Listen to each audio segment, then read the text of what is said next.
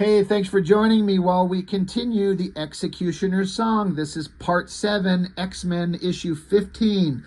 Um, some of you are enjoying this. Danny Bedrosian, this is for you, brother. I know you're enjoying these.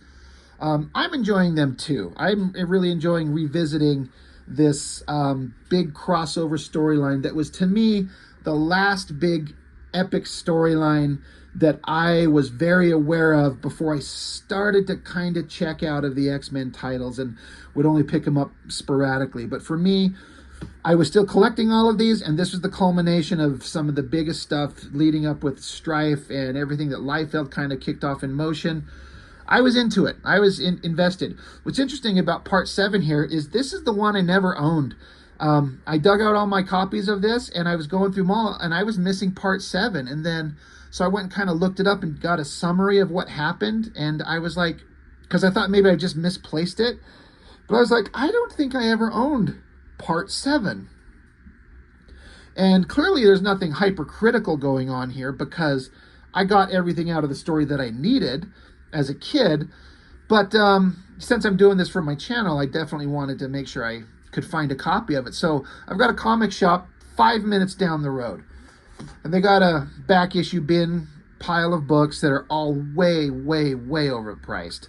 But I'm like, what's the chance? What's the chance that the one issue that I need happens to be there? So I start flipping through them, and there it was, the only one. I was like, oh, well, I guess I'll pay $5 for this fucking thing. It was ridiculous, but I'll pay it for the channel. But as we all know, the X-cutioners song. Professor X got shot, almost died. He's infected with the virus. It was set up that Cable seemed to have been the one that did it. None of the X-Men know the truth. We do, that it's Stryfe, who looks like Cable. And it's all a big setup, and the X-Men are losing their minds trying to find a cure, trying to track Cable down. And Jean Grey and Scott Summers have been captured by Stryfe because Stryfe apparently has some big-time problem with them specifically, which will be revealed. I'm not going to spoil it. Most of us know. But for anybody who doesn't know, I'm not going to spoil it until the end. Because I want to say that it's been so long. I've known how this thing turns out. I'm trying to remember if it was the ultimate revelation of what's going on is something that I saw coming, or if it was like a total surprise at the time. I honestly don't remember. But so Wolverine and Bishop were off trying to get some information, and they just randomly ran into Cable, had a fight with them, and Cable convinced them, like, hey, I didn't do this. Stop fighting me, or if you want to, go ahead and kill me, but if you take me out and I'm right, then you guys are being played for suckers by somebody else. And that gave Wolverine enough reason to pause. Bishop's still a little bit of a hothead. And then other members of other X-Men teams are trying to track down Strife's Mutant Liberation Front warriors, and it ended in the last issue with this guy about to cut Quicksilver's head off. So, written by Fabian Nicieza, Andy Kubert penciler, Mark Pennington inker. That's a pretty solid team. This Fabian, some of the dialogue he writes, some of it is over the top and overwrought, and I still kind of like it. And some of it's like, just chill out with you're not Shakespeare, dude. So sometimes it works, sometimes it doesn't. This first page, it starts out, hidden behind the veneer of reason in man are dark passions in search of release. Hidden within the veneer of civility in many of today's mutants are flaming angers which are all too often stoked. Hidden beneath the facade of normality in a small Arkansas town is a Mutant Liberation Front operations base. Hidden alongside the dismantling of this base by the X Squadron is a little victory for the terrorist mutant named Reaper. Okay. Well written, Fabian. Well written. But he's sitting there talking about, like, oh, which one of these two assholes am I going to kill first? The smart-ass, super quick Quicksilver, or the cocky asshole Gambit? Reaper calls him Gambit, the cocky, rassum, frassum, gumbo jackass. He says, eeny, meeny, miny, mo, which Phoebe's head is the first to go? So he raises his weapon up in the air, and then just Havoc just appears out of nowhere. And I honestly don't understand what I'm seeing visually here. I cannot interpret what I'm seeing. I guess this is supposed to be part of his blade weapon, but I don't know what this stumpy thing is. It's completely unclear to me. I can't figure that out. But then Reaper, he just close up on his face. He's like, oh shit, I don't know what I'm going to do. And then boom, Zappy gets zapped from behind by Psylocke, who always takes the opportunity to pose and look really super hot and sexy, which that's what we're here for. I mean, you don't put her in that outfit to have her look boring. And so she took down Reaper, and then Boomer, who's behind her, commenting on, well, how Psylocke is posing. But she's like, oh, hey, holy shit, duck out of the way, Psylocke, which Psylocke does. And then Forearm. Guess what his powers are. He was sneaking up on her, but Boomer's energy, explosive balls, whatever the hell they are, her powers are, knocks him to the ground. So Psylocke is able to kick him in the face. And they're like, all right, well, we've taken all these guys down. And this was set up in the last issue. This Dragoness is her name. And she's being chased by Storm, Rogue, and Lorna Dane. She took out Cannonball because Cannonball was having a problem beating the shit out of a woman. So the other girl, X-Men women, showed up. They're like, we'll beat this shit out of a woman. Don't you worry. So Storm zaps her. And Lorna Dane, with her powers of Magneto, finds out that the girl's wings are actually mechanical constructs, holds her in place so she gets zapped by lightning, and then Rogue is flying up there, and she's going to sock her one. Pow! Knocks her ass out. It takes all three of them to take out this one dragon chick. I'm like, I don't know anything about her, but is she that strong? You think Rogue could just fly up and shoot her? You think getting hit by lightning bolts from Storm would be enough? Then these other two guys... I couldn't tell who this fat, schlubby little person is, but this guy refers to her as Thumbelina. I'm like, I've never seen this character past the, what is it, X-Force #1, standing next to Stryfe is this like little tiny 2-foot tall person. It's Thumbelina. I didn't even know this character was still anywhere. But then a wall of ice comes down, traps him, and it's Iceman, and he basically freezes him in space. You know, so they can't get away. And Iceman's like, without Stryfe to coordinate the battle for them or that Zero guy to teleport them around, all these underlings from the Mutant Liberation Front are actually pretty easy targets. Rusty and Skids, they're another former members of the New Mutants that I had never read. They were long since out of the book before I ever started reading. So I've only ever known them to be defectors to the enemy. And so Cannonball and Boomer are chasing them down, and they blow up a bunch of stuff around him. Cannonball grabs Rusty and pins him up against a wall. Boomer's trying to be kind to Skids, but Skids kicks her right in the face and breaks her jaw. So her jaw's broken, but Boomer still won't shut the fuck up. So Rusty's trying to charge up his powers to hurt Cannonball, but Cannonball's got his powers charged up so they can't hurt each other. So Cannonball punches him, knocks his ass out.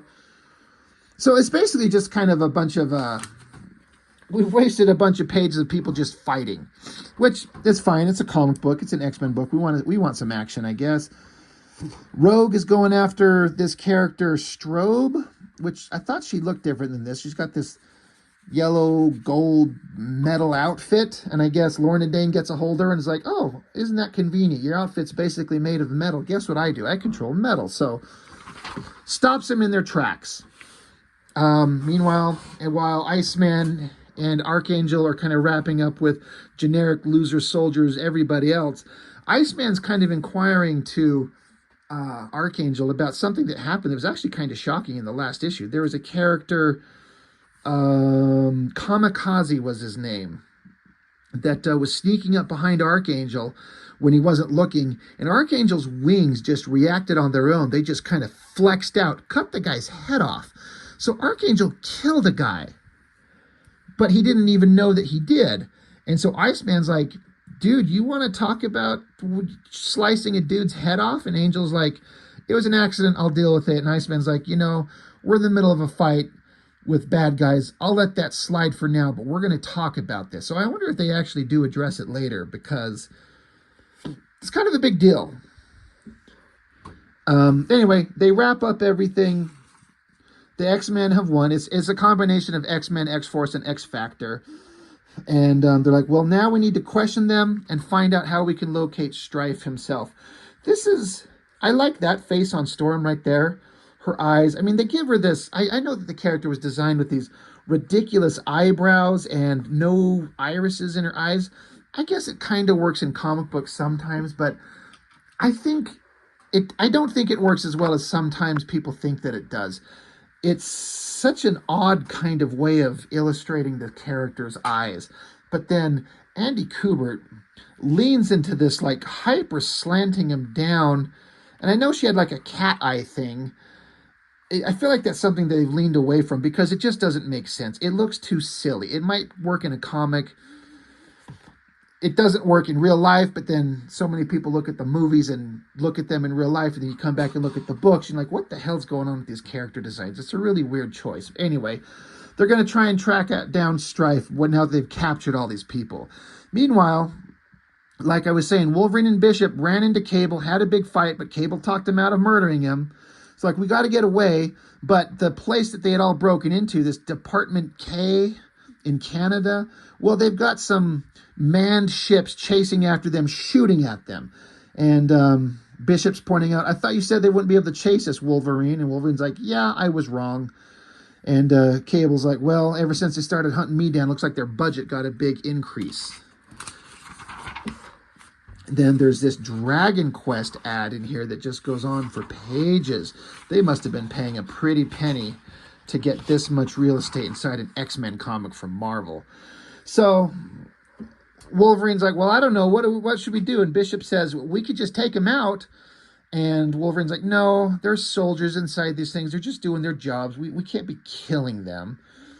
They're like, well, what do we do then? How do we get away? And Bishop,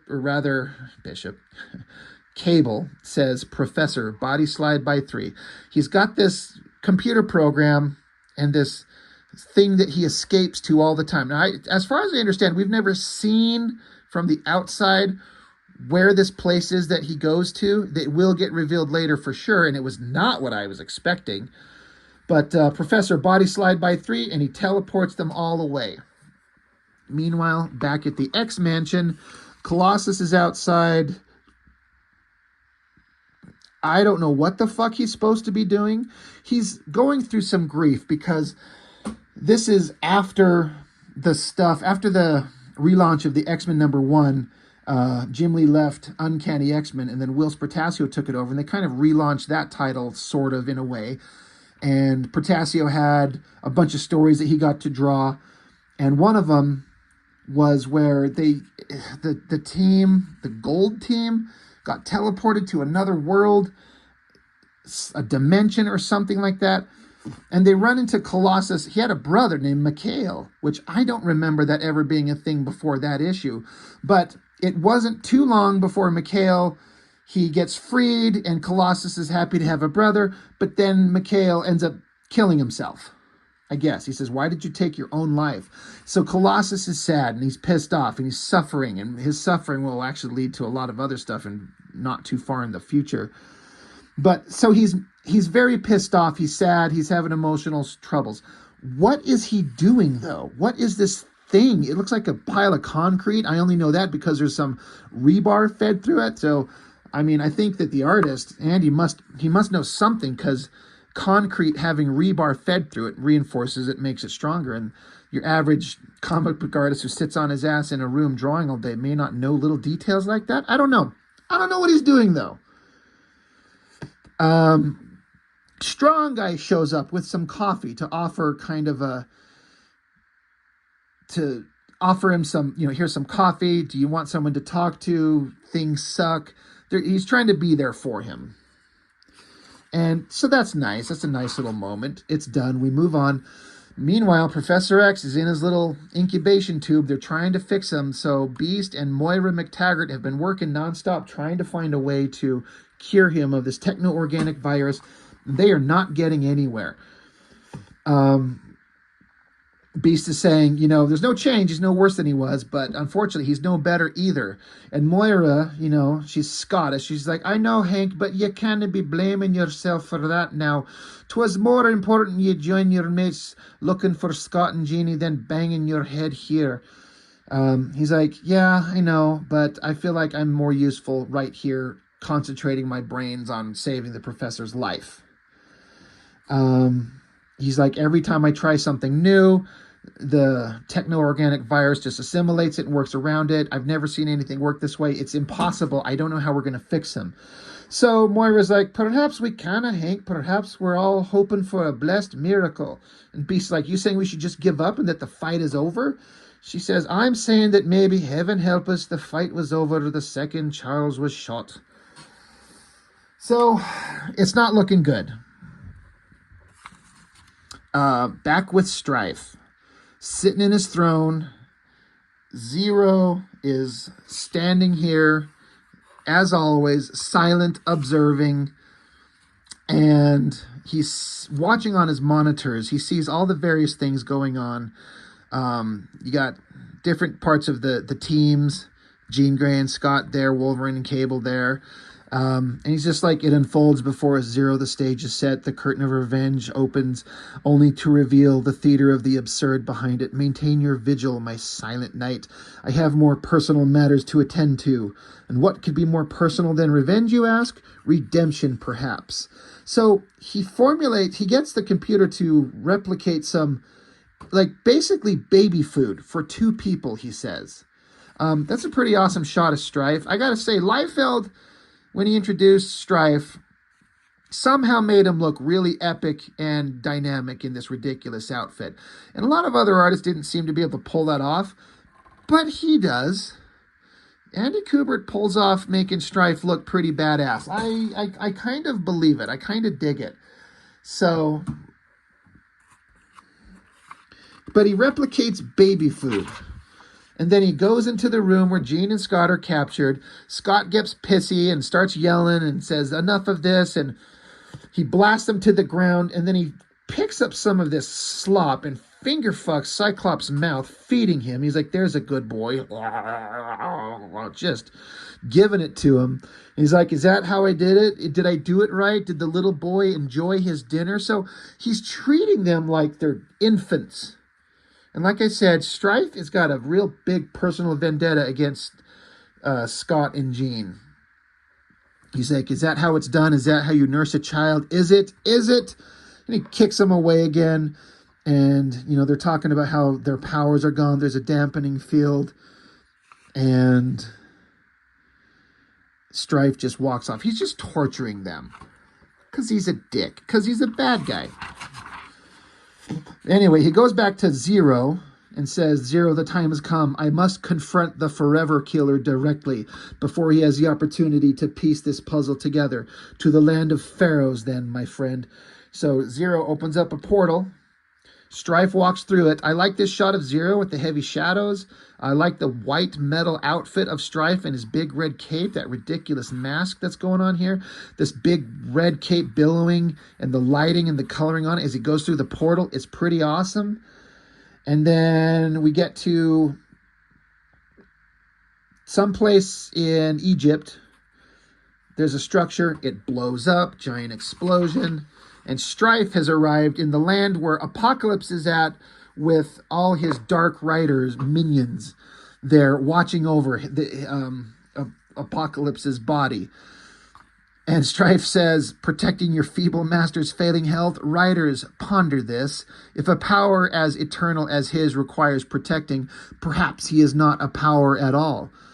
So he basically just mows through all these minions of Apocalypse super easily. Fox bats down, Synapse and Tusk are disposed of with a brushstroke. Gauntlet, for all his displays of machismo, is equally ineffective. He just knocks them all to the ground. You're all useless, unfit, and then the computer person, the hard drive is the name of the person. The last line of defense brushes that person away, rips open this containment unit, and he says, come out, Time Walker, come to me now. uncertain, unknowing, weak, childlike. Come to me as I came to you, a babe with need for succor. Come to me, Apocalypse. And so Apocalypse wakes up and is like, who are you? Stryfe says, as you are the devil of yesterday who haunts my tomorrows, I am the demon of tomorrow who has come for cold retribution. I am Stryfe. Remember it, for that is the name of the man who is going to kill you. So they're building up Stryfe to be an epic villain. And this is something I've talked about in a lot of the Image comic reviews that I do, where there's bad guys with big, ridiculous bullshit outfits like Stryfe is wearing, and they show up for 2 or 3 issues, and we're supposed to be scared of them and freaked out because they talk a big game, they've got a crazy outfit, but they're nothing and they're nobody. But Stryfe has been around, and he's had little build-ups here and there, and now he's taking out all the X-Men, he's mowing through all these villains, he's standing toe-to-toe with Apocalypse. They're building him up to be a scary, intense, threat. And I really like it. And I like it because he's new. He's a newer character. He's not one of these characters that have been around forever. So once again, a little credit's got to go to Liefeld for this. He creates this villain and sets him up. Now, I don't know. I would actually be curious to know what Liefeld's actual plans for Stryfe were to be, because this entire storyline, which defines the character's past, present, and future, how much of this was anything that Liefeld had in his mind? And I wonder what he thinks of the ultimate storyline that become of the character that he introduced. But in the kind of the same vein that he created Cable and he created Deadpool, he created Stryfe, and he's this new character that's standing toe-to-toe with the old villains of the X-Men books, and I'm kind of digging it. It's working, and the build-up is happening. So anyway, another issue that I'm enjoying plenty, and these things, I think they were released on a weekly basis, I believe. So it's not like you had to wait too long in between issues. So X-cutioners song, I am enjoying it. I don't know that it needs to be 12 parts, but we're at part 7, so we're just making our way through it. It's good times. I enjoy it. I hope you're enjoying these too. I appreciate you watching my channel. Thank you so much. I appreciate it, and I'll see you next time.